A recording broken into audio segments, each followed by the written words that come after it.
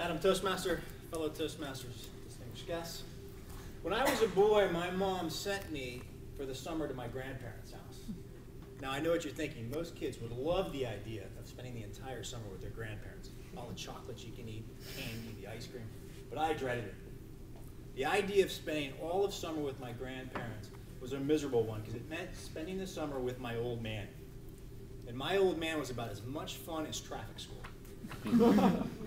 In fact, whenever we spent time together, it was as if anytime I moved the wrong way, he would write me another ticket. I received my first ticket one morning at breakfast when he was sitting at the table and he was reading the Wall Street Journal and he was grumbling to himself about career politicians and the plight of the American worker. And I was there with my spoon out front imagining it was enemy fire and I was a fighter pilot over the Pacific. Like that. He just stared at me and in one question he shot me down. What's 100 minus 25 plus 6? I just sort of looked at him. He says, you're not going to be able to fly an airplane if you can't answer that question. Believe me, you've got to know math. He pulled out that ticket book. Let me tell you something, Alex. There's two kinds of men in this world. Men who know things and men who work for men who know things. Trust me, you want to know things. He wrote me the ticket. I grabbed it, got back on my airplane, flew right off. The second ticket came in the afternoon when he was outside working near his woodshed. And he had built this boat, a 20-foot boat. It took him over a year to build it. And he had finally gotten to the point where he was sanding it down nice and smooth. And I could hear him out there, so I walked out and I grabbed the bucket, and I turned it upside down and just sat there and watched him for a while. And he would walk around the perimeter of this boat. He'd inspect every inch like this. And then he'd take out his sandpaper and he'd run his finger across it, shook his head, do it all over again. And after about 10 minutes on this one spot, he'd finally move on. He'd walk to this other spot. And then he'd stop and he'd go right back to the same spot he'd been sanding for 10 minutes and start all over again. So finally, after a half hour, I said, what are you sanding it so much for?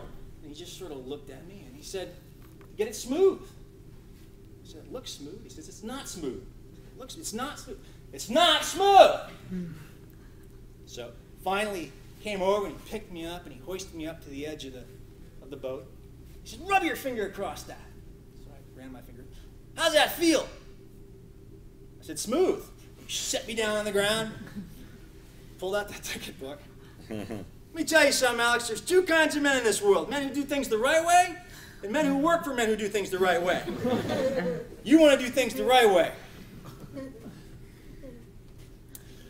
I started to form those airplanes, the wings just like this, and then he gave me one of those looks like if I took off, I wasn't going to come back. So I just walked over to my bucket and sat down for a while, and he went back to work.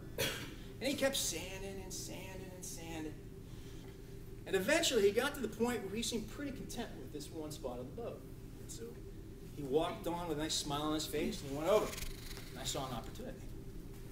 So I got up, and I decided to have a little fun, and I stepped up on the ladder, got up to the tip of it, ran my finger across it. I said, Grandpa, it's not smooth. You could just feel his heart boil. And 2 minutes later, I was drying dishes in the kitchen.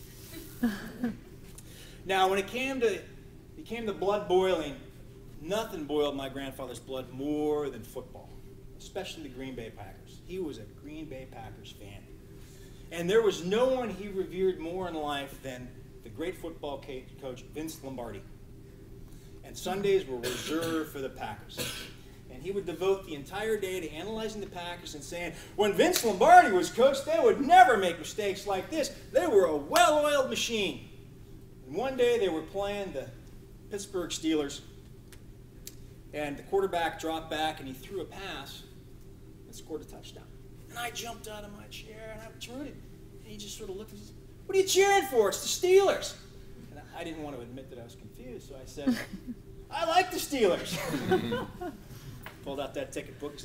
Let me tell you something, Alex. There's two kinds of men in this world. Men you can trust and men you can't trust. Believe me, you want men to trust you. By the end of that summer, my grandfather probably wrote me over 100 tickets. And I was so busy getting back in my airplane that most of them just flew out the window. And over the years, the airplanes turned to baseballs, and the baseballs turned to footballs, and footballs turned to basketballs, and the lessons just sort of flew over my head like missed catches. And then one day, between the basketball and some other distraction, he died. And to this day, I look back and I wonder if the old man knew that he ever taught me a damn thing.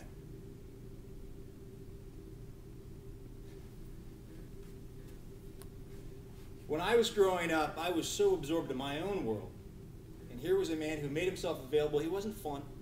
He wasn't charming. He wasn't inspirational. But he was devoted. And as a kid, as looking back, I regret not letting him know that he taught me anything. And that he gave me a ticket to life. You want to be educated. You want to be trusted. You want to do things the right way.